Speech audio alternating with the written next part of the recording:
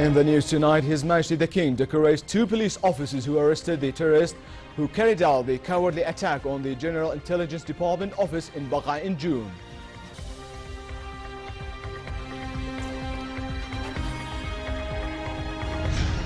The UN Deputy Special Envoy for Syria holds talks with the Syrian officials in Damascus to sound out their position on how to break an impasse hindering the proposed resumption of peace talks later this month. And 7 Saudi troops and dozens of Houthi fighters are killed in heavy fighting on the border with Yemen as the main combatants in Yemen's war prepare for a further week of peace talks in Kuwait. Good evening and welcome to the News at 10. His Majesty the King, the Supreme Commander of the Armed Forces, decorated 2 police officers who arrested the terrorists who carried out the cowardly attack on the General Intelligence Department office in Baqa in June. The King bestowed upon Captain Faisal Udwan and Sergeant Ahmed Udwan of the Public Security Department's Royal Department for Environment Protection the Bravery and Rescue Medal of the Second Order in recognition of their heroism in apprehending the terrorists who carried out the deadly attack. His Majesty said as he received the officers and their families at Al Husseiniya Palace that he was proud of their heroic act, sacrifice and courage which had won the recognition and pride of all Jordanians. The King told the officers that they have embodied with their courageous deed the true meaning of a soldier and citizenship and have presented an honorable model that underscores the cohesion of all our people and their keenness on preserving Jordan's security. Jordan cannot be defeated by any cowardly terrorist act, the King said, vowing that such attacks would only increase its determination to fight the forces of evil and deviation whose ideology has no place among Jordanians. His Majesty said that no one can undermine Jordan's power, security and unity, adding that with the determination and courage of the armed forces and security agencies, the kingdom will remain resilient and withstand with all challenges.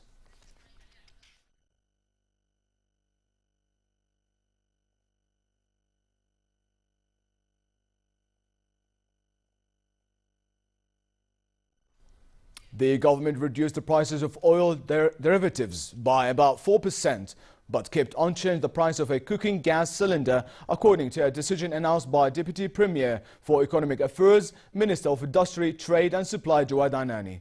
The decision was taken by the government's pricing committee under the monthly review of fuel prices amid falling global oil prices.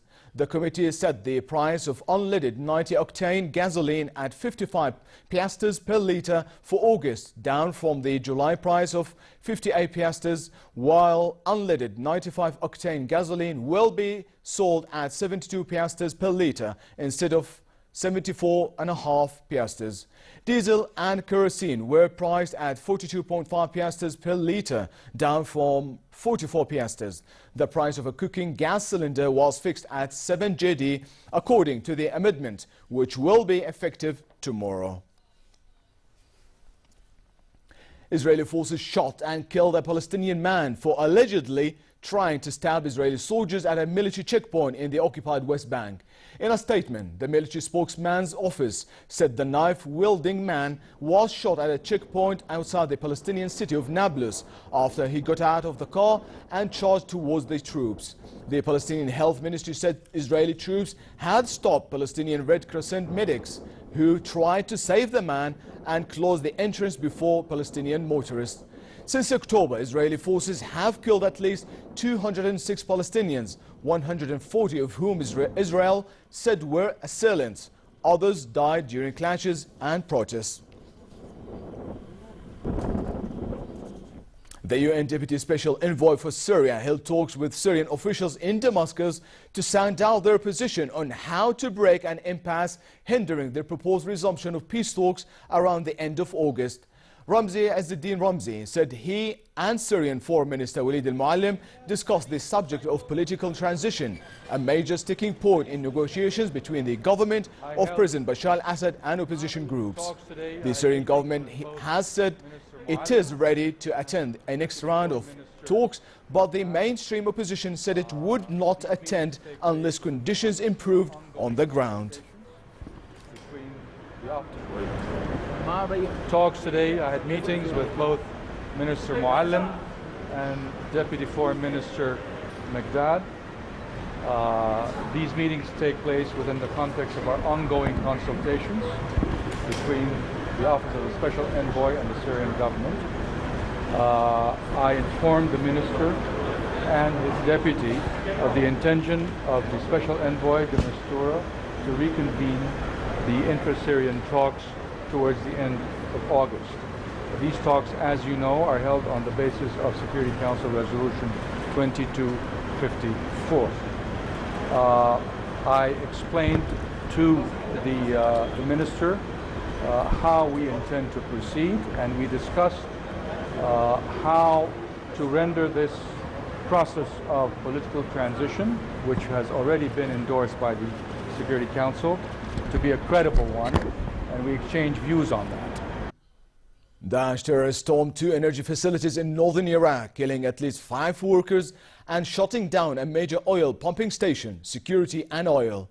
The first attack was launched on the AB2 gas compressor station, about 15 kilometers northwest of Kirkuk. It started when 4 gunmen with hand grenades broke through an external door in an attack, left 2 guards in critical condition. They then shot dead 4 employees in a controlled room inside and planted explosive charges, around 5 of which went off. Forces from the elite counter-terrorism services stormed the facility, regained control and freed 15 other employees who had hidden in a separate room.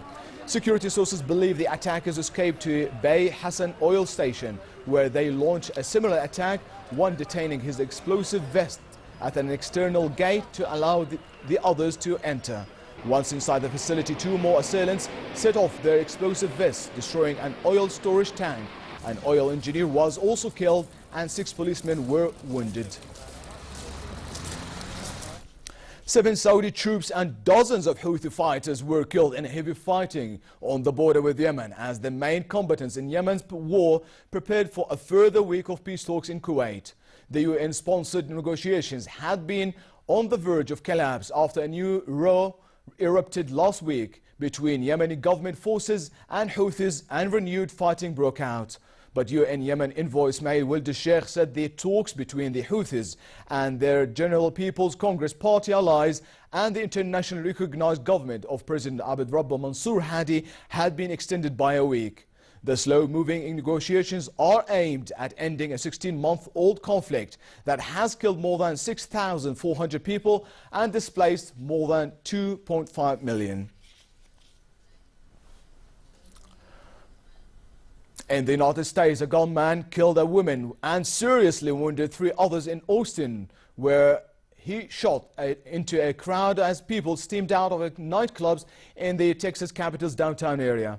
Austin Police Chief of Staff told reporters that the unidentified gunman opened fire at the crowd before fleeing. He said the motive for the attack, which occurred just minutes after bars closed, was not immediately clear. Minutes after that shooting, a man opened fire several blocks away in a confrontation at a parking garage.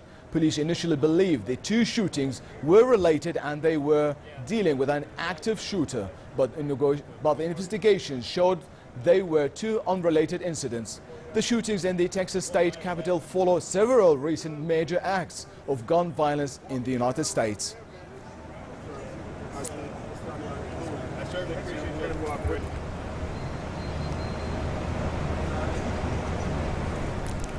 As he prepared to jump out of a plane at 7,600 meters, Luke Aikens could barely see his landing zone. This is not unusual, but landing in the correct area mattered more for this skydive than it usually does, as Aikens was attempting the first jump from such a height without a parachute. More in this report. High above the California desert, skydiver Luke Aikens steps out of a plane with no parachute.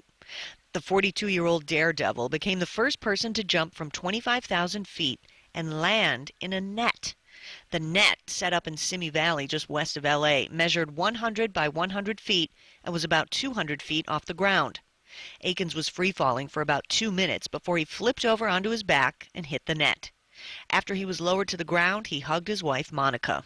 I mean, I'm almost levitating. It's incredible that this thing that just happened, I mean, the words I want to say I can't even get out of my mouth. It was all these guys, everybody who made this thing happen. Stride Gum wrapping me up, helping me do this. It is awesome. The jump is a personal best for Akins and a world record for the highest jump without a parachute or wingsuit.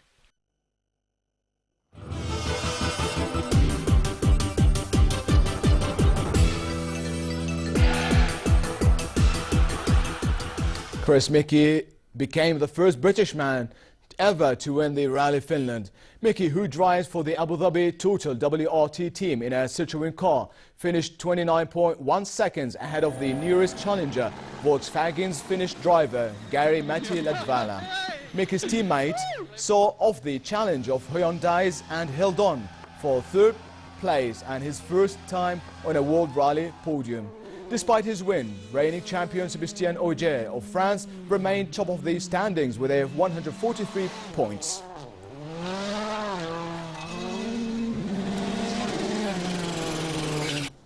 Novak Djokovic maintained his unbeaten record against Frenchman Gael Monfils with a 6-3, 6-2 win in the semi-finals of the Rogers Cup in Toronto, while Japan's Kai Nishikori also reached the final after beating Swiss second seed Stan Wawrinka.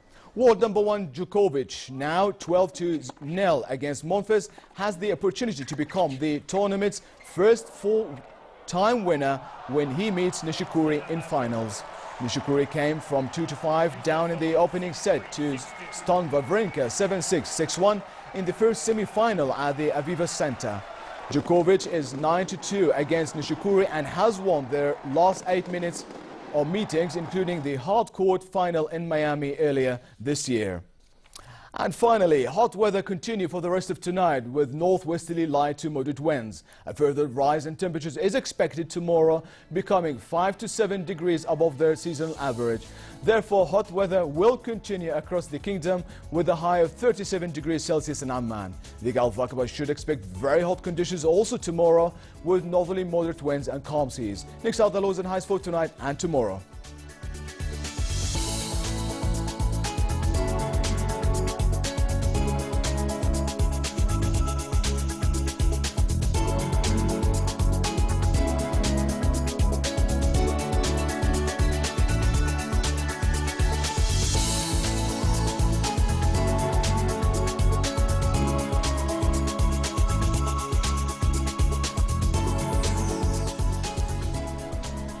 And to close it out, top stories once again. His Majesty the King decorates 2 police officers who arrested the terrorist who carried out the cowardly attack on the General Intelligence Department office in Baqa in June.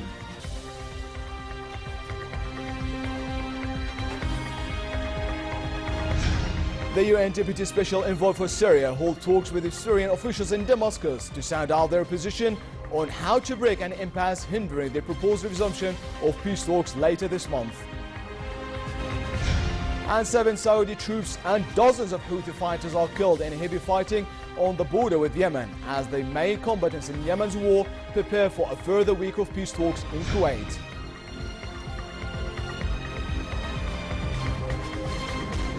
And with that, we come to the end of tonight's news. I'm Leo Balkar. Thank you for watching, and I'll see you tomorrow.